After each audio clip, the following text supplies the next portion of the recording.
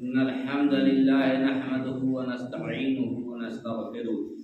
ونعوذ بالله من شرور أنفسنا ومن سيئات أعمالنا من يهده الله فلا مضل له ومن يضلل فلا هادي له وأشهد أن لا إله إلا الله وحده لا شريك له وأشهد أن محمدا عبده ورسوله أما بعد فإن خير الحديث كتاب الله وخير الهدي هدي محمد صلى الله عليه وسلم وشر الأمور محدثاتها وكل محدثة بدعة وكل بدعة ضلالة وكل ضلالة في النار. أعوذ بالله من الشيطان الرجيم. بسم الله الرحمن الرحيم. وما خلقت الجن والإنس إلا ليعبدون. رب اشرح لي صدري ويسر لي أمري واحلل عقدة من لساني يفقهوا قولي. میرے اسلامی بھائیوں، بزرگوں، دوستوں، عزیز بچوں، خواتین، مائیں اور بہنیں، ہر قسم کی تعریف، پاکی اور بڑائی اللہ رب العالمین کے لیے لائق و سزاوار ہے، جو سارے جہاں کا خالق و مالک و رازق ہے۔ بے شمار درود و سلام نازل ہو تمام انبیاء کرام اور خصوصاً ہمارے آخری نبی احمد مصطفیٰ محمد مصطفیٰ صلی اللہ علیہ وسلم پر، جن کے ذریعے ہمیں سیدھا رستہ ملا، سچی ہدایت ملی، زندگی کا قانون ملا، اسلام کی روشنی ملی، جہالت کی تاریکی دور ہوئی۔ اللہ رب العالمین کا لاکھ لاکھ شکر و احسان ہے جس نے ہمیں اسلام جیسی عظیم نعمت عطا فرمائی۔ اس مختصر حمد و شکر کے بعد ہم آپ حضرات کی توجہ اس آیت کریمہ کی طرف پھیرنا چاہتے ہیں جو آپ کے سامنے سورہ قاف کے بعد پڑھی گئی ہے۔ برادران اسلام، خواتین، مائیں اور بہنیں، اللہ رب العالمین نے انسانوں کو اپنی عبادت کے لیے پیدا فرمایا اور توحید خالص اور اپنی اطاعت و فرما برداری کا انہیں حکم دیا اور اس بات کا انہیں پابند بنایا کہ وہ خود بھی ان احکام کی تعمیل کریں اور اپنے اہل و عیال اور اپنے ماتحتوں کو بھی اس کی تاکید کرتے رہیں۔ چنانچہ پروردگار عالم نے قرآن حکیم کے اندر ارشاد فرمایا، وما خلقت الجن والانس الا لیعبدون، اور میں نے جن اور انسان کو اسی لیے پیدا کیا ہے تاکہ وہ میری عبادت کریں، میری پوجا اور پرستش کریں، میری عبادت میں کسی دوسرے کو شامل نہ کریں، کسی دوسرے کو شریک اور ساجی نہ بنائیں، بلکہ خالص میری عبادت کریں۔ برادران اسلام، خواتین، مائیں اور بہنیں، اس آیت کریمہ سے ثابت ہوتا ہے کہ ہماری تخلیق، ہماری پیدائش اور ہمارے کریشن کا واحد مقصد ہے، وہ ہے اللہ رب العالمین کی خالص عبادت جس میں کسی کی شرکت یا ساجھا نہ ہو۔ مگر افسوس کی بات یہ ہے کہ آج ہم مسلمان اللہ کی عبادت کو چھوڑ کر، آخرت کو فراموش کر کے رات دن دنیا طلبی میں مصروف ہیں، اپنی دنیا کو مضبوط اور مستحکم بنانے میں لگے ہوئے ہیں۔ ایک گاڑی کے بعد دوسری خواہش کی تمنا ہمیں ہمیشہ دامن گیر رہتی ہے۔ ایک مکان کے بعد دوسرے مکان کی تعمیر کی خواہش ہمارے اندر برقرار رہتی ہے، ایک زمین کے حصول کے بعد دوسری زمین کے لیے ہماری کوشش ہمیشہ جاری رہتی ہے، جبکہ یہ دنیا اور دنیا کی جتنی چیزیں ہیں یہ وقتی اور عارضی ہیں، اور یہ چیزیں ہماری چند روزہ زندگی کے لیے محض سامان ہیں، ان کی کوئی حیثیت نہیں، کوئی بقا نہیں، ان کی کوئی بقا نہیں، ان کا کوئی وجود نہیں، صرف انہیں ہم اپنی چند روزہ زندگی گزارنے کے لیے استعمال کر سکتے ہیں یا ان کا اپیوگ کر سکتے ہیں، پھر بھی ہمیں ہمیشہ دنیا اور دنیا کے حصول کی فکر لگی رہتی ہے۔ علامہ اقبال نے کہا تھا، نہ تو زمین کے لیے ہے نہ آسمان کے لیے، نہ تو زمین کے لیے ہے نہ آسمان کے لیے، جہاں ہے تیرے لیے تو نہیں جہاں کے لیے، مقام پرورش آہ نالا ہے یہ چمن،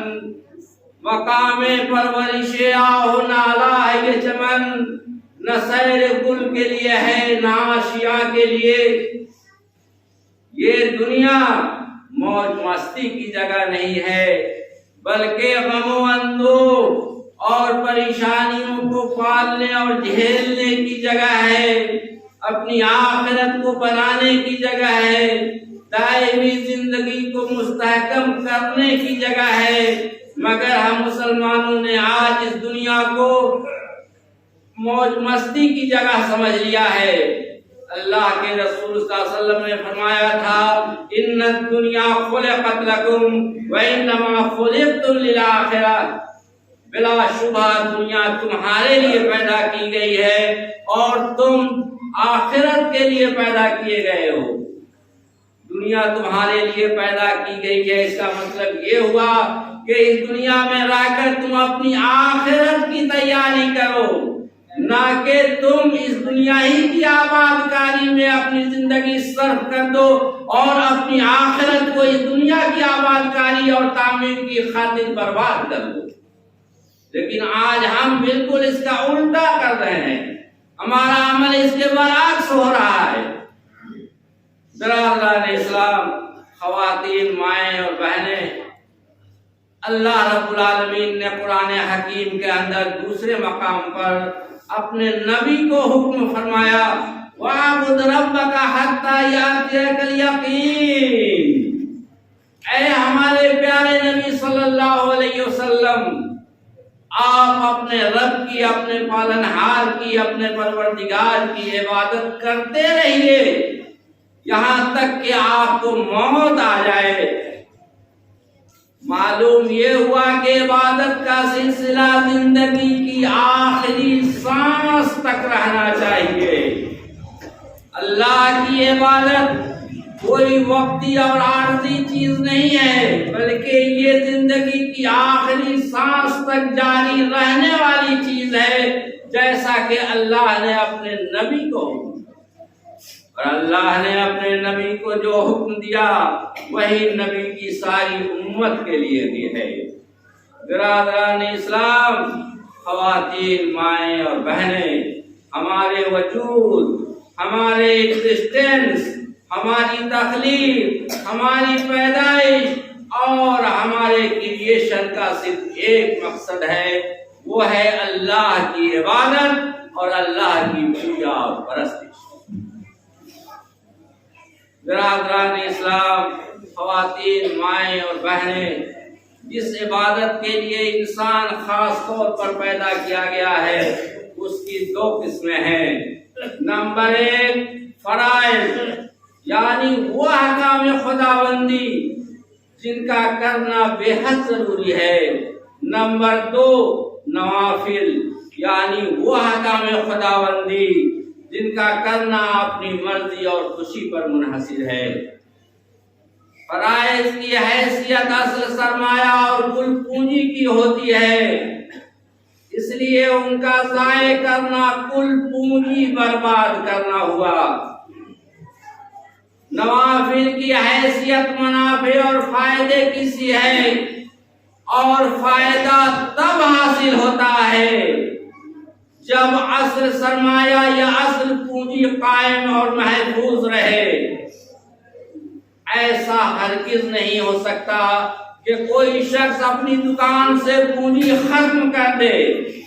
پھر بھی اسے پروفٹ یا فائدہ ملتا رہے، بلکہ پروفٹ یا فائدہ حاصل کرنے کے لیے ضروری ہے کہ اصل پونجی یا اصل سرمایہ محفوظ رہے، برقرار رہے۔ چنانچہ نوافل سے فائدہ اٹھانے کے لیے، لابھانوت ہونے کے لیے ضروری ہے کہ فرائض و واجبات کی ادائیگی کا اہتمام کیا جائے۔ برادران اسلام، خواتین، مائیں اور بہنیں، نوافل کے اندر اللہ رب العالمین نے یہ حکمت رکھی ہے کہ فرائض میں جو کمی اور کوتاہی ہو، نوافل کے ذریعے اس کی تکمیل اور تلافی کر دی جاتی ہے۔ چنانچہ غیبت روزہ کو پھاڑ دیتی ہے اور استغفار اس کی تلافی کر دیتا ہے، استغفار اس کی پیوند کاری کر دیتا ہے، اس شگاف کو یا پھٹن کو یا اس رفت کو بحال کر دیتا ہے۔ برادران اسلام، خواتین، مائیں اور بہنیں، نوافل سے رغبت ہو جائے، دلچسپی ہو جائے، الفت و محبت ہو جائے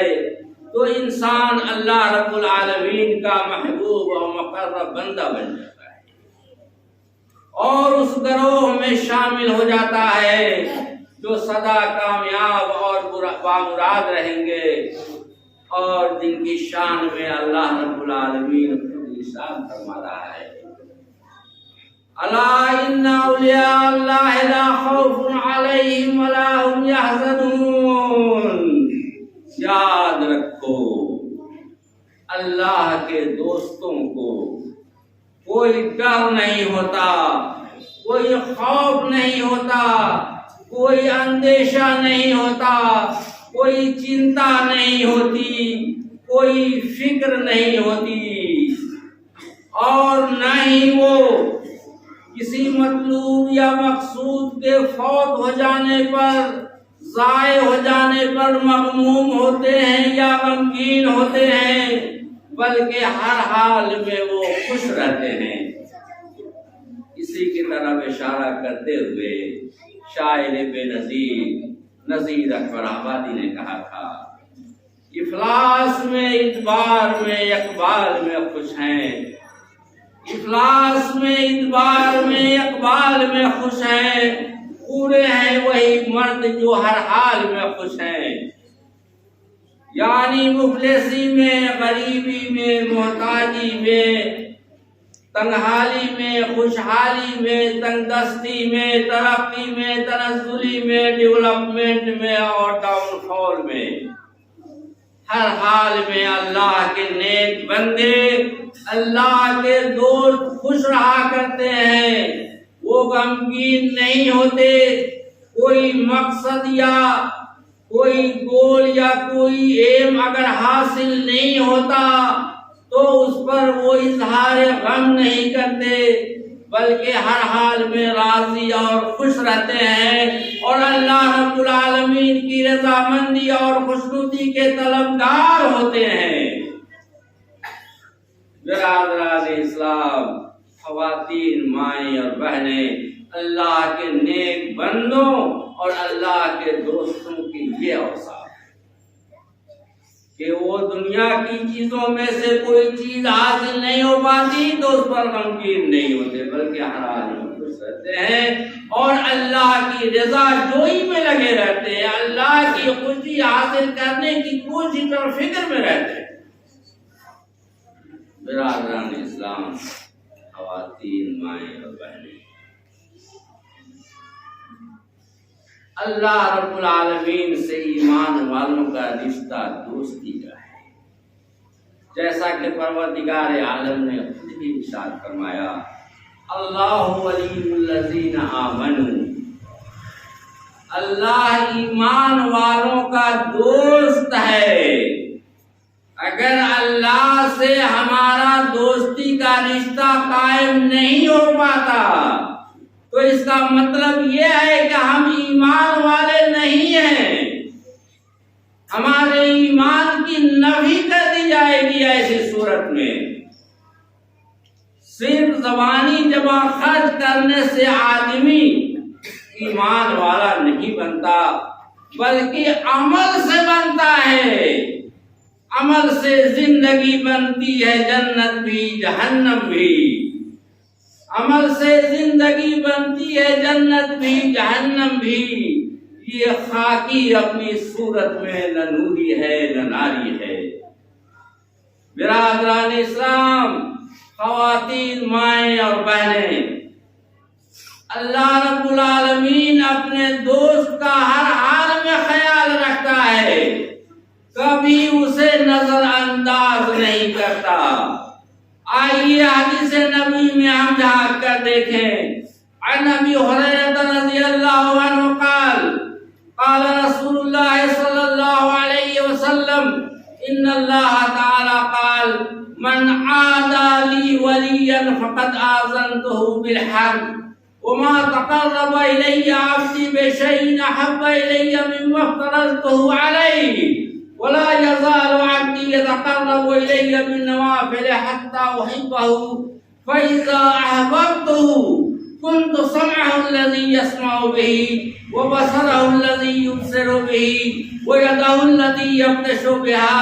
ورجله التي يمشي بها ولئن سألني لأعطينه ولئن استعاذني لأعوذنه رواہ البخاری۔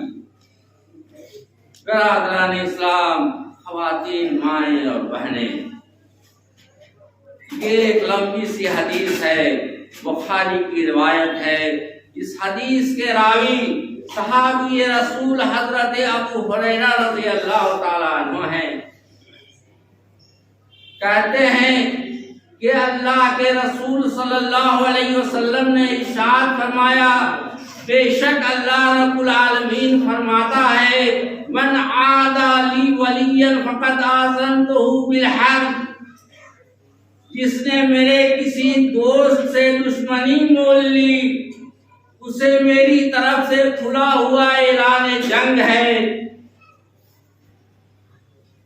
آپ دنیا میں کسی سے بھی دوستی کریں، وہ آپ کے لیے اپنی جان گنوانے کو تیار نہیں ہوگا، آپ کے لیے کسی سے جنگ کرنے یا لڑائی کرنے پر آمادہ نہیں ہوگا، لیکن اللہ رب العالمین فرما رہا ہے کہ اگر کوئی شخص میرے دوست سے دشمنی مول لیتا ہے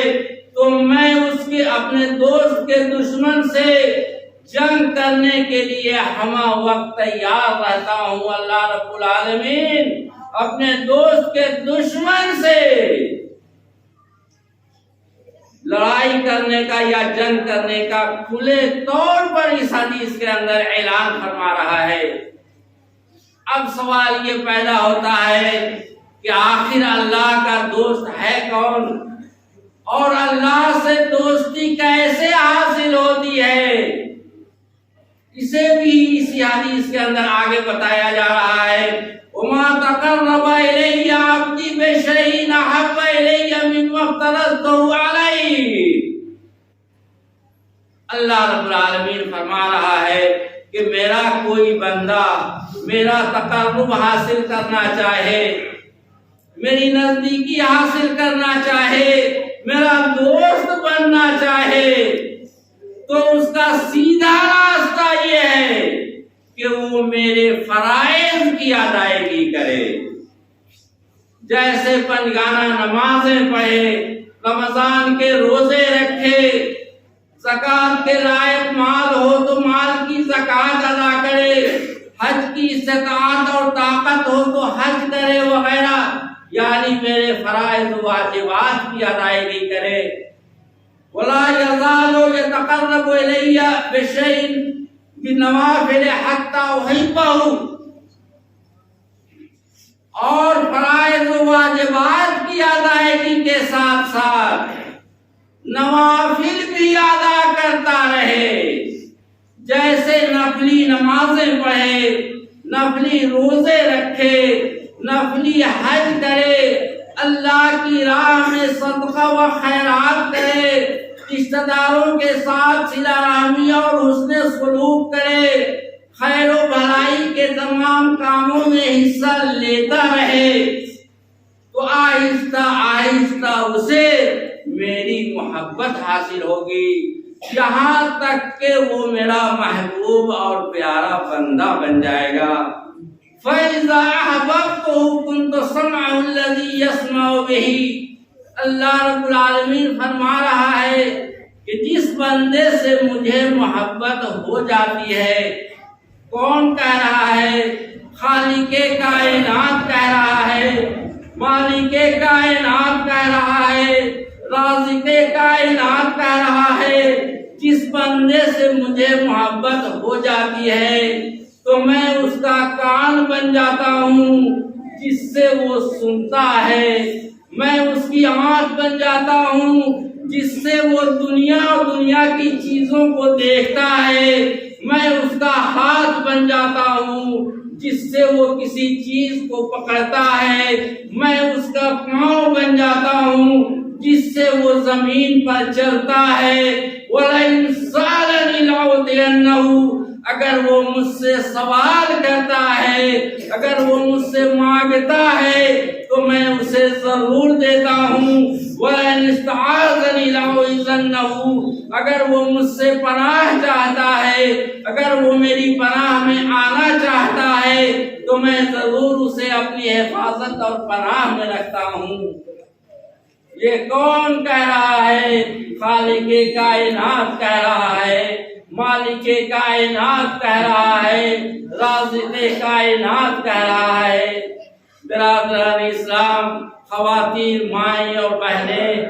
اللہ کا جو دوست ہے وہ کتنا خوش نصیب ہے کہ اللہ رب العالمین اپنے دوست کا کان بن جاتا ہے، آنکھ بن جاتا ہے، ہاتھ بن جاتا ہے، پاؤں بن جاتا ہے، اللہ اس کا ہو جاتا ہے اور اللہ اس کا ہو جاتا ہے اور وہ اللہ کا ہو جاتا ہے۔ جیسا کہ دوسری حدیث ہے، من کان للہ کان اللہ لہ،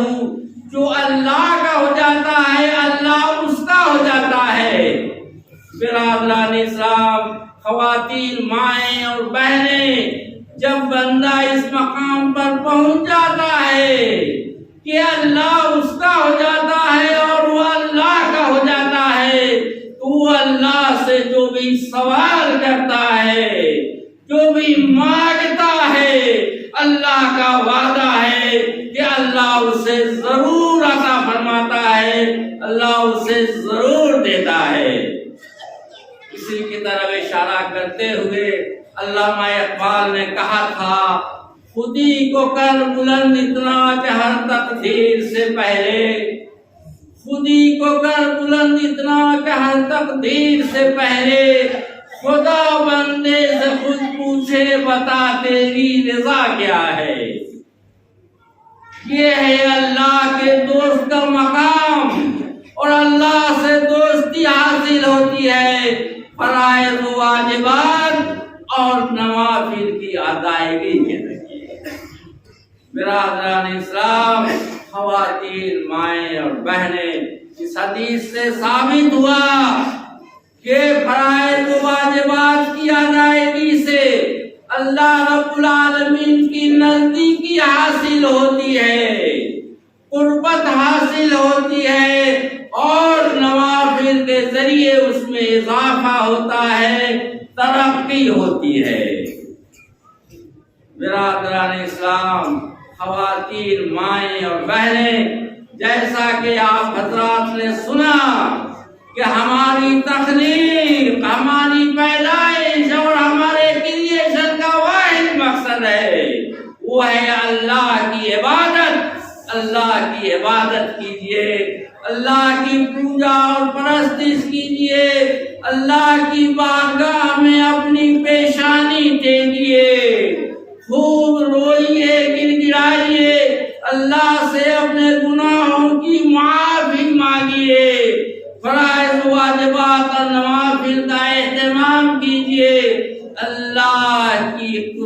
نزدیکی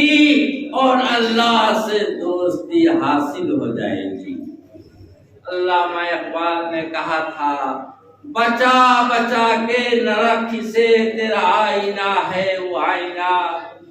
بچا بچا کے نہ رکھ سے تیرا آئینہ ہے وہ آئینہ، کہ شکست ہو تو عزیز تر ہے نگاہ آئینہ ساز میں۔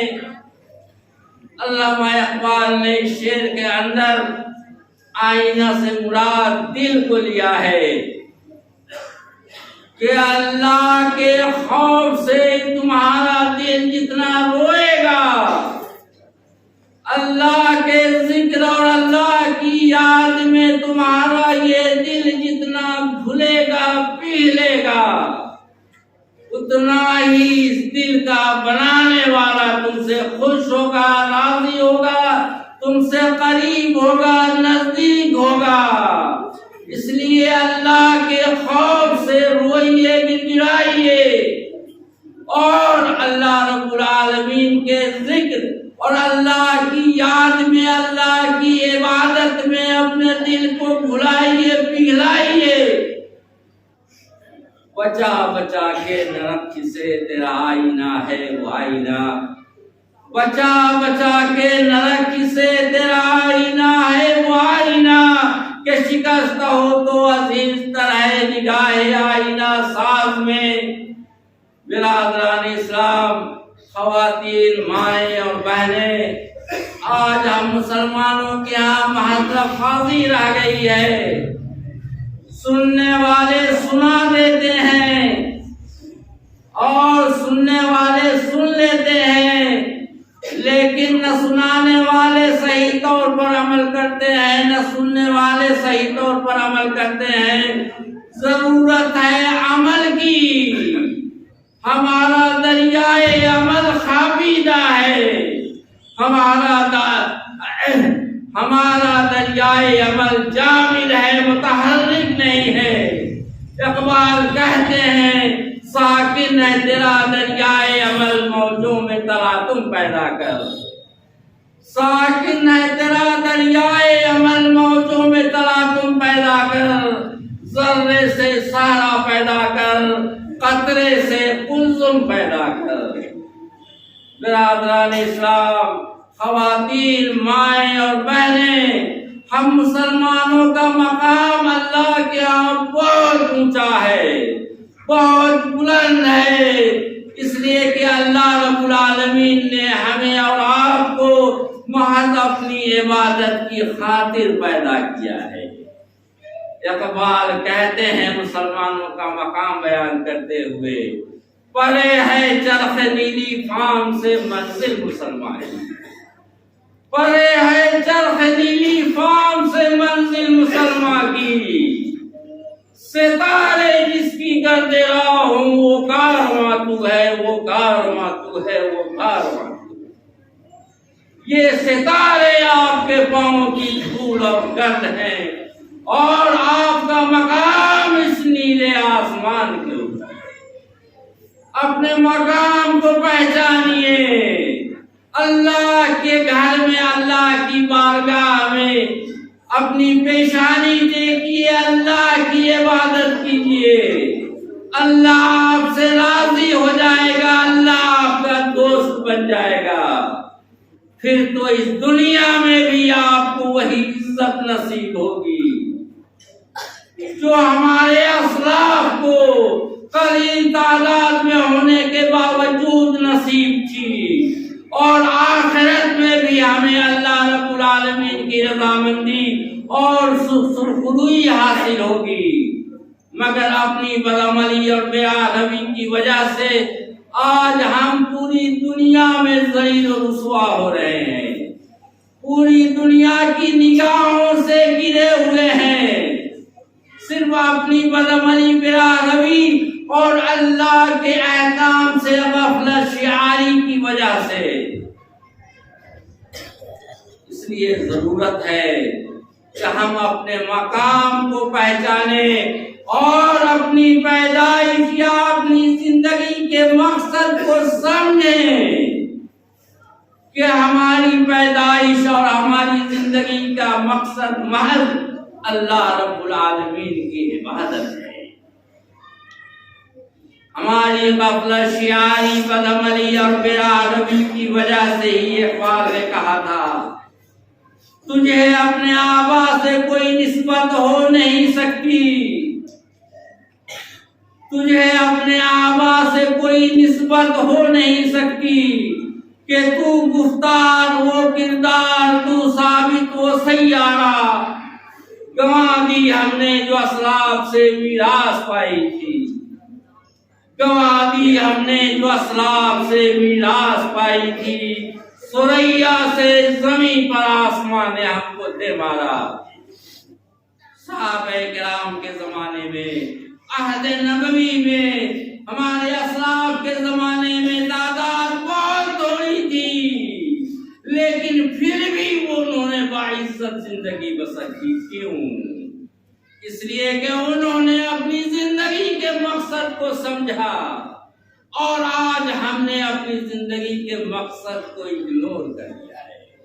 نظر انداز کر دیا ہے، فراموش کر دیا ہے، یہ سمجھنا چھوڑ دیا ہے کہ ہماری زندگی کا واحد مقصد ہے وہ ہے اللہ کی عبادت، نہ کہ دنیا کو مستحکم اور مضبوط بنانا اور رات دن دنیا کے حصول میں لگے رہنا۔ الہ العالمین ہم تمام مسلمان مردوں اور عورتوں کو توفیق نصیب فرما کہ فرائض و واجبات کی ادائیگی کے ذریعے، نوافل کے اہتمام کے ذریعے ہم تیری رضامندی اور خوشنودی حاصل کر کے تیرے دوست بن جائیں۔ الہ العالمین ہم تمام مسلمان مرد و خواتین کو توفیق عطا فرما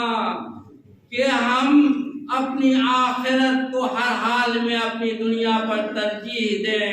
الہ العالمین ہم تمام مسلمان مردوں اور عورتوں کے گناہوں کی مغفرت فرما، ہم تمام مسلمان مردوں اور عورتوں کی نیکیوں کو قبول فرما۔ الہ العالمین بھٹکے ہوئے آہو کو پھر سوئے حرم لے چل، بھٹکے ہوئے آہو کو پھر سوئے حرم لے چل، اس شہر کے خوگر کو پھر وسعت صحرا دے۔ اس دور کی ظلمت میں ہر قلب پریشان کو، اس دور کی ظلمت میں ہر قلب پریشان کو وہ داغ محبت دے جو چاند کو شرما دے۔ میں بلبل نالا ہوں ایک اجڑے گلستاں کا، میں بلبل نالا ہوں ایک اجڑے گلستاں کا، تاثیر کا سائل ہوں، تاثیر کا سائل ہوں، تاثیر کا سائل ہوں، محتاج کو داتا دے۔ اقول قولی ھذا واستغفر اللہ لی ولکم ولسائر المسلمین۔ بارک اللہ لی ولکم فی القرآن العظیم ونفعنی وإیاکم بالآیات والذکر الحکیم۔ والسلام علیکم ورحمۃ اللہ وبرکاتہ۔